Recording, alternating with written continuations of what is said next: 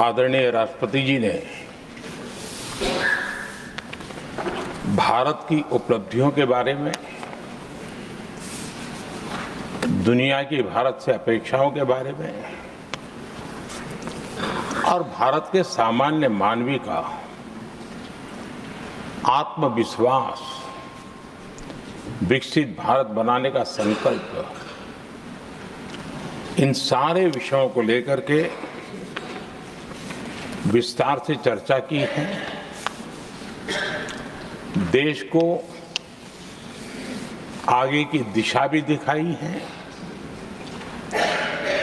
आदरणीय राष्ट्रपति जी का अभिभाषण प्रेरक भी था, प्रभावी भी था और हम सब के लिए भविष्य के काम का मार्गदर्शन भी था। मैं आदरणीय राष्ट्रपति जी के उद्बोधन पर धन्यवाद करने के लिए उपस्थित हुआ हूं।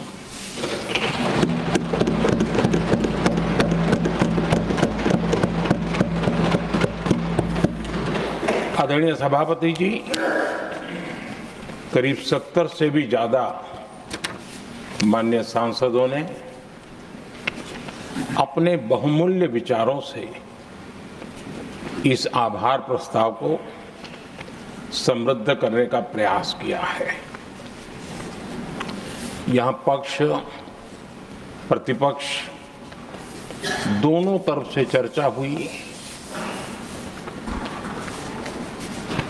हर किसी ने अपने अपने तरीके से राष्ट्रपति जी के अभिभाषण को जिसने जैसे समझा वैसे यहां समझाया और उन्होंने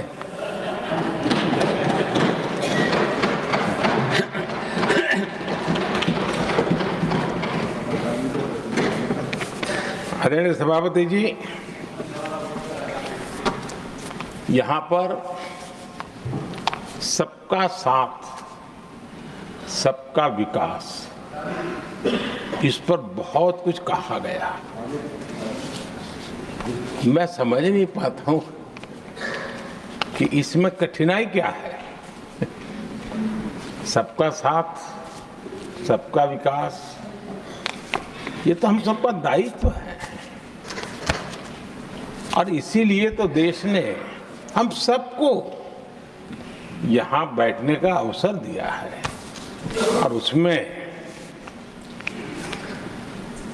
लेकिन जहां तक कांग्रेस का सवाल है, उनसे सबका साथ, सबका विकास, इसके लिए कोई अपेक्षा करना, मैं समझता हूं कि बहुत बड़ी गलती हो जाएगी।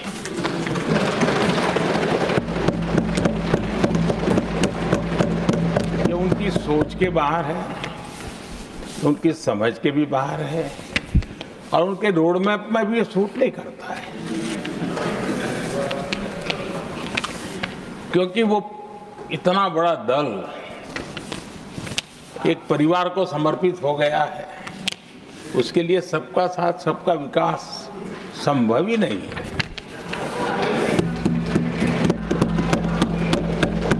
आदरणीय सभापति जी, कांग्रेस ने राजनीति का एक ऐसा मॉडल तैयार किया था जिसमें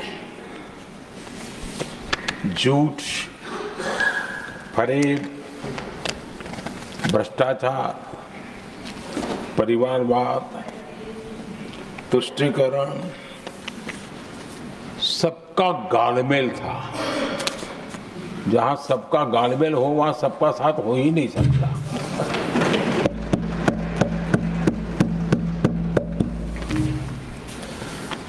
आदरणीय सभापति जी, कांग्रेस के मॉडल में सर्वोपरि है फैमिली फर्स्ट और इसलिए उनकी नीति, रीति, उनकी वाणी, उनका वर्तन उस एक चीज को संभालने में ही खपता रहा है। 2014 के बाद देश ने हमें सेवा करने का अवसर दिया और मैं उन देश की जनता का आभारी हूं कि हमें तीसरी बार लगातार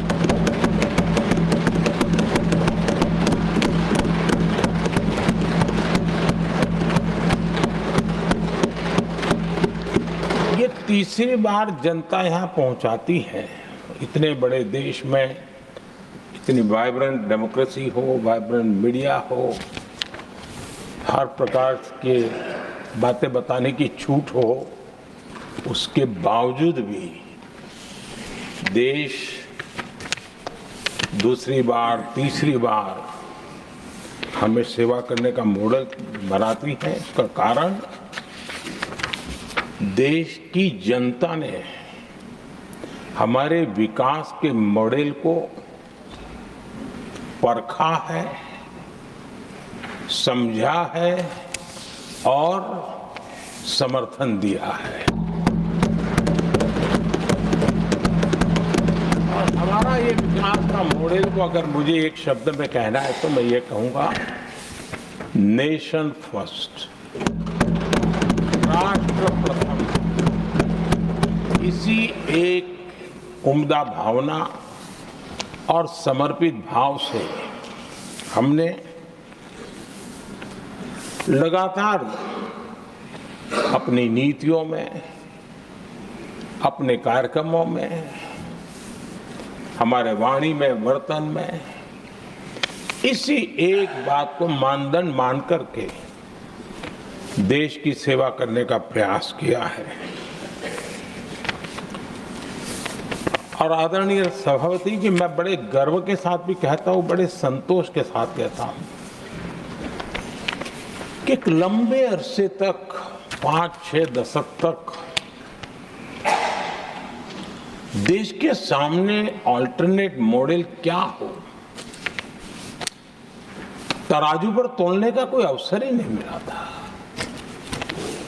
लंबे अरसे के बाद 2014 के बाद देश को एक अल्टरनेट मॉडल क्या हो सकता है, अल्टरनेट काम कार्यशैली क्या हो सकती है, प्रायोरिटीज क्या हो सकती है, इसका एक नया मॉडल देखने को मिला है। और ये नया मॉडल तुष्टीकरण नहीं, संतुष्टीकरण पर भरोसा।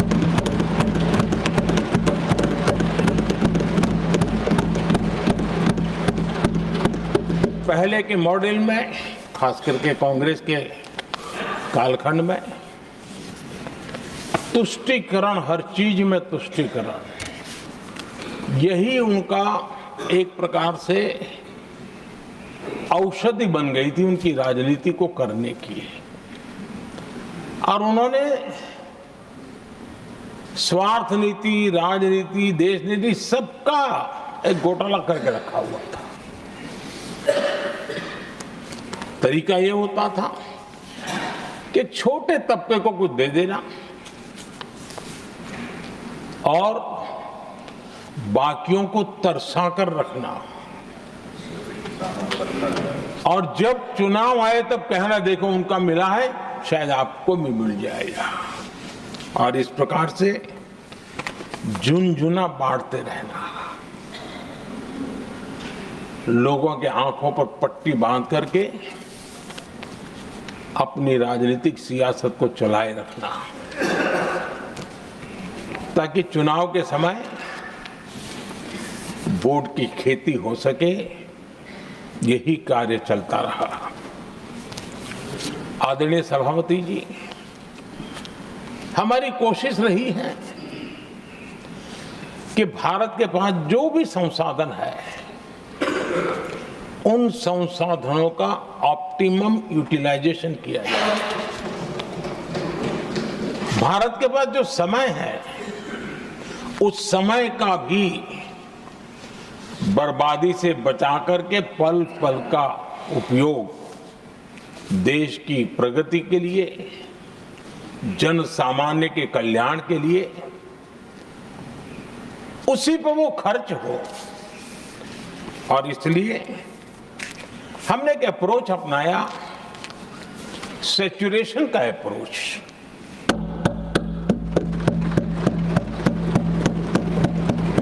पैर उतने ही लंबे करने जितनी चद्दर हो, लेकिन जो योजना बने, जिनके लिए वो योजना बने, उनको वो 100% उसका बेनिफिट होना चाहिए। किसी को दिया, किसी को नहीं दिया, किसी को लटका करके रसक रखा और उसको हमेशा प्रताड़ित करते रखना और उसको निराशा की गर्त में धकेल देना, उन सिचुएशन से हमने बाहर आकर के सैचुरेशन अप्रोच की ओर हमारे काम को आगे बढ़ाया है। बीते दशक में हमने हर स्तर पर सबका साथ, सबका विकास की भावना को जमीन पर उतारा है और वो आज देश में जिस प्रकार से बदलाव नजर आ रहा है, फल के रूप में हम अनुभव करने लगे हैं। हमारे गवर्नेंस का भी मूल मंत्र यही रहा है, सबका साथ, सबका विकास। हमारी ही सरकार ने SC, ST एक्ट को मजबूत बनाकर दलित और आदिवासी समाज के सम्मान और उनके सुरक्षा के संबंध में अपनी प्रतिबद्धता भी दिखाई और हमने उसको बढ़ाया।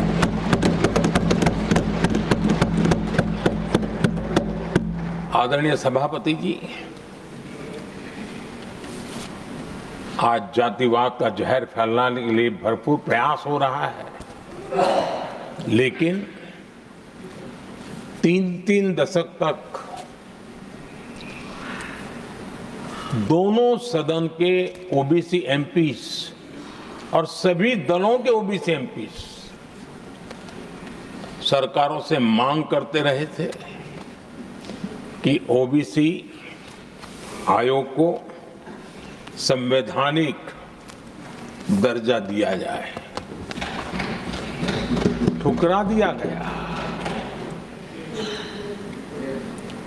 इनकार किया गया, क्योंकि शायद उस समय उनकी राजनीति को ये सूट नहीं करता होगा, क्योंकि तुष्टीकरण की राजनीति के और फैमिली फर्स्ट की राजनीति में जब वो बैठेगा तब तक वो चर्चा तक के हित में भी नहीं आता है। आदरणीय सभापति जी, ये मेरा सौभाग्य है कि हम सब ने मिलकर के 3 दशक से मेरे ओबीसी समाज ने जिस बात के लिए मांगे की, आशाएं रखी, जिसको निराश करके रखा गया था, हमने आकर के इस आयोग को संवैधानिक दर्जा दिया।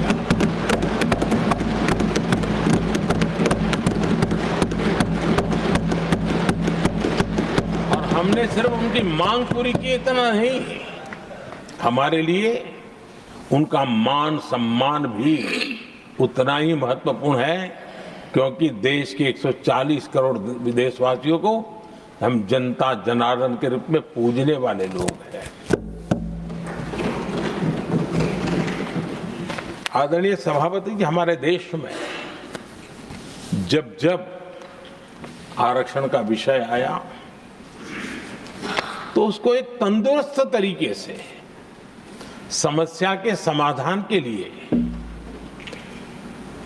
सत्य को स्वीकार करते हुए करने का प्रयास नहीं हुआ। हर चीज में देश में विभाजन कैसे हो, तनाव कैसे पैदा हो, एक दूसरे के खिलाफ दुश्मनी कैसे पैदा हो, वही तरीके अपनाए गए। देश आजाद होने के बाद जब जब ये प्रयास हुए हैं, इसी तरीके से हुए हैं। पहली बार हमारी सरकार ने एक ऐसा मॉडल दिया और सबका साथ सबका विकास के मंत्र की प्रेरणा से दिया कि हमने सामान्य वर्ग के गरीब को 10% आरक्षण दिया, बिना तनाव के, बिना किसी का छीन करके। और जब ये निर्णय किया तो एससी समुदाय ने भी उसको स्वागत किया, एसटी समुदाय ने भी स्वागत किया, ओबीसी समुदाय ने भी स्वागत किया। किसी को भी पेट में दर्द नहीं हुआ, क्योंकि इतना बड़ा निर्णय, लेकिन करने का तरीका था सबका साथ सबका विकास। और तब जाकर के बहुत ही स्वस्थ शांत तरीके से पूरे राष्ट्र ने इस बात को स्वीकार किया। आदरणीय सभापति जी, हमारे देश में दिव्यांगों की कभी सुनवाई जितनी मात्रा में होनी चाहिए थी नहीं हुई। जब सबका साथ सबका विकास का मंत्र होता है ना, तब मेरे दिव्यांग जन भी उस सबके कैटेगरी में होते हैं।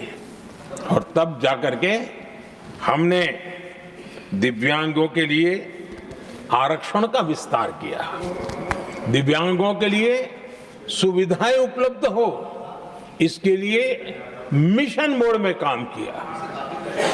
दिव्यांगों के कल्याण के लिए अनेक योजनाएं बनाई, लेकिन योजनाओं को लागू भी किया। ये इसके कारण इतना ही नहीं, आदरणीय सभापति जी, ट्रांसजेंडर कम्युनिटी के अधिकारों को लेकर के हमने उसको कानूनी रूप से उसको पुख्त करने के लिए प्रामाणिकता पूर्वक प्रयास किया। सबका साथ सबका विकास के मंत्र को हम कैसे जीते हैं, ये हमने समाज के उस उपेक्षित वर्ग की तरफ भी हमने बड़ी संवेदना के साथ देखा। आदरणीय सभापति जी, भारत की विकास यात्रा में नारी शक्ति के योगदान को कोई नकार नहीं सकता, लेकिन उनको अगर अवसर मिले और वो नीति निर्धारण का हिस्सा बने तो देश की प्रगति में और गति आ सकती है। और इस बात को ध्यान में रखते हुए हमने ही और इस सदन का पहला निर्णय हुआ, हम देशवासी गर्व कर सकते हैं, सदन इस बात के लिए याद रखा जाएगा, ये नया सदन सिर्फ उसके रूप रंग के लिए नहीं, ये नया सदन का पहला निर्णय था नारी शक्ति बंधन।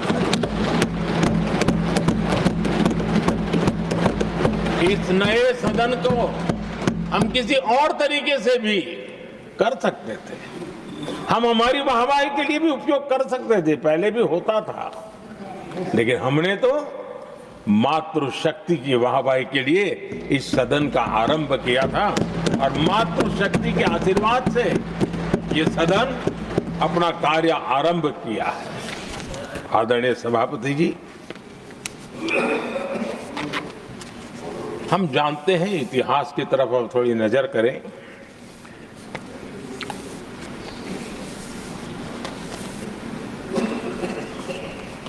यानी मैं कह रहा हूं इसलिए नहीं,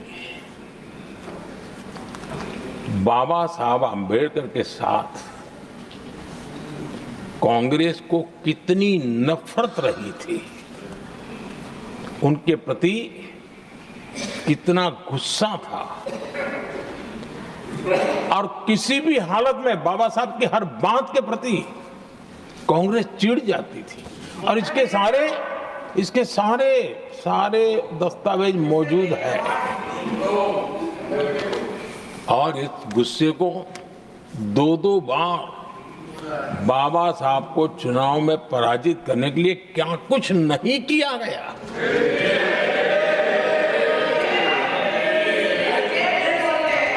कभी भी बाबा साहब को कभी भी बाबा साहब को भारत रत्न के योग्य नहीं समझा गया। आदरणीय सभापति जी, कभी भी बाबा साहब को भारत रत्न योग्य नहीं समझा गया। इतना ही नहीं, आदरणीय सभापति जी, इस देश के लोगों ने